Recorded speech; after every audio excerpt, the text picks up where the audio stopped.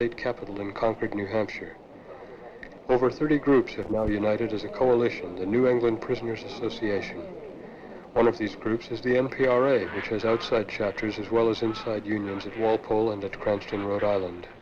As their first public action, they were marching in support of 260 men undergoing a lockup at New Hampshire State Prison in Concord. The prison officials had begun the lockup at about the same time the Walpole guards had walked out and the NPRA had become a strong force. The lockup was now in its 7th week. One of the prisoners we had met in Walpole had been in the Concord prison during this lockup. I was transferred from here up to the state prison to stand trial in Concord, New Hampshire. During this time, we sort of hit the tail end of this lockup that they had, and it was a carbon copy of the one that we had here under parole. I guess they went under the same pretense as parole did. They said it was a contraband search. What they actually did was strip the men of all their personal belongings. While you were there, was during the lockup, was there any observers there, any outside community groups getting in the institution? No, just personal visits, family only. Was there a lot of damage done during the riot they had up in Concord, New Hampshire? That's what we read in the paper here. Well, there wasn't any riot up there while I was there. The fellows were screaming a lot at night, and they wanted to get out of their cells, and it came out in the paper that there was a riot up there the following day. But there was no riot. No riot at all. Why do you think the papers call it a riot? I think to snow the public, to keep the public thinking that there was a lot of trouble in this place, and that they had to keep these men locked in. But there was no riot up there, and they don't have to keep these men locked in. Can the men in Concord get organized like the NPRA did in Walpole? There's a lot of smart fellows up there, and that could lead the rest, but I think they have to have some outside help. We had down here the ad hoc committee, the car cap committee, and quite a number of others that were fighting for us on the outside that at one time we didn't even know about. And when we did find out about it, unified the men inside. And I think the same thing could be done up there. And I think it's needed. Less than 3 weeks after the New Hampshire lockup ended, newspapers reported that a riot at Walpole had forced the administration to call in the state police. One Boston newspaper reconstructed the order of events in the following phrases. May 20th, 1973. The inmates broke through hollow cinder block walls. Acting Superintendent Wakovich said the inmates rushed into the hospital section and overpowered correction officers, driving out the chief physician and the chief medic. 3 inmates were wounded with shotgun pellets fired by correction officers trying to clear the corridors to enable firefighters to enter. At 6:45 a.m., armed with shotguns, tear gas grenades, gas masks, clubs, and riot helmets, the 180 troopers moved inside, followed by 45 correction officers with clubs and riot helmets and police dogs. When we came back to Walpole, we could still see the large holes that had been made in the walls on either side of the central grills that separate the 2 areas of cell blocks. Some of the holes were still waiting for repair, but most of them had already been patched with plywood. The newspaper reports had not specified at what time the grills had been closed. They had been kept open during the guards' strike. They were open again now that the lockup had ended. We also found that cell block 9, the former death row which had been closed at the demand of the NPRA, had once again been used to contain prisoners. We found the guards back at their jobs, in the corridors and also in the segregation blocks. At the time of the shakedown, the civilian observers had been excluded. Now they were inside once more on a regular basis. What the newspaper called a spontaneous but inevitable riot had resulted from a disagreement between the prisoners and the acting superintendent over the procedure for implementing a 48-hour shakedown. We had all the news media here. We had a press conference, and we asked for the 48-hour shakedown, invited District Attorney Burke and the crew to come in. So there was no hassles about the shakedown. The confusion was in the way he wrote the memo out. This memorandum was not recognizing the NPRA, and they were going to do numerous and other things on visits, pertaining to visiting in the yard, and all nonsense. And we had a peaceful demonstration that we refused to lock in the cells, until we seen somebody with authority.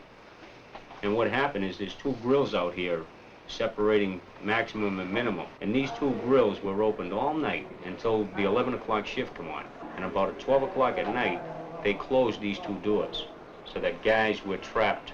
Rumors were running around that massive destruction was occurring in the prison, and various representatives went around the institution and found out that this wasn't so. Like one time we were called and told that blocks 4 and block 8 had ripped off all the panels, and the guys in block 6 were using grappling hooks to try to climb up into the galleries. We went down to the maximum section and found, most of the guys were already gone to bed. Now, this was about 3 or 4 times that this occurred, these rumors. And not once during the night did Wakovich come in. Now, this man's the warden of the prison.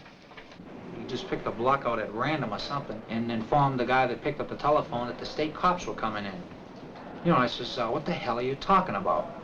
He says, that's it. He says, you've had all the time you're going to have. We're coming in. So they're getting panicky because you got the state troopers coming in and they're caught in between the gates. And the other inmates are concerned about their friends. They don't want to abandon them to the mercy of the state police. And then he changed up on us and he says, everybody got to go back to his own individual room. And that started the panic off. He was saying since 12 or 1 o'clock that the state cops were coming in. They didn't actually come in until early in the morning. But everyone was of the opinion that they were already on their way through the door coming in. And then guys put the hole through the walls to get back to their own sections. Then afterwards, it was about 2 o'clock, Peter called me from the minimum section to get some guys down there to cover the hospital and, keep things cool on that end. There was a couple of screws behind control with shotguns and some other kind of weapons. There was no fire engines here or state police here at that time, and they just started firing right through the glass at them. There was big holes in the glass. And they also said that they fired 1 warning shot up in the air, but there's no marks or anything up in the air. They also said they were firing rubber bullets when everybody was hit with pellets. They were all stuck in their legs, covered. Plastic pellets. Yeah, but they were hitting. They had metal ones. Yeah. Anyways, when they went down, we went into the hospital and grabbed a stretcher, sent 2 guys down there to pick them up, and as soon as the guys went down with the stretcher, he was picking them up, one of them fired again, and he got hit all on the side, and he went down. So we sent out some more guys to pick out those guys. And finally, they stopped shooting. They let us pick them up and bring them to the hospital.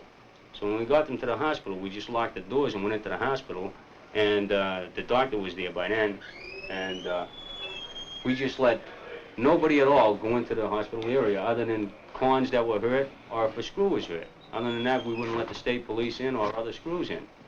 And we just let people in that were hurt. Well, I was in the hospital at the time. I was a patient, and I was one of the inmates that was inside the hospital that I remember. The troopers was trying to bust into the door, and they told them that they had heart patients in there, and they said they didn't care they was coming in. And they said, well, we're going to stand right here. We're not going to let you in because there's a lot of sick men in here. But if it hadn't been for those 4 inmates that was there at that time, I think they would have busted those doors open and just wreaked havoc on the inmates that were sick in the hospital there. Like Wakovich, it was funny in a sense. Come over the PA system and, and he repeated this about 3 or 4 times. No one was going to be hurt. So now in block 6 they came in, and some of the doors that couldn't close, wouldn't shut. State cops come in and buff the guys up, drag them out of their rooms, through their radios and TVs, right up to tier, 3rd tier and whatnot. There must have been about 60 of them. And they come in and they just crucified us. Stripped us naked, tied our hands around behind our backs, and sapped up guys, threw us down flights of stairs. We had to go down a gauntlet of screws of the state cops. Representative Owens had to see this. What was that, Walter Anderson? Yeah. When I was in the hospital, he admitted seeing me getting tossed down a flight of stairs. Then he made us walk barefoot the whole length of the corridor to block 10, which was all glass all over the floor. So everybody had glass stuck in their feet and whatnot. And keep remembering Wakovich, no one's going to get hurt. These interviews were recorded in June. Shortly afterwards, the administration of the prison changed hands. The acting superintendent was replaced by the head of the uniformed branch of the state police. The state commissioner of corrections was also forced to resign. The civilian observer program was again suspended. It has not been resumed. Inside Walpole, the prisoners voted by a majority of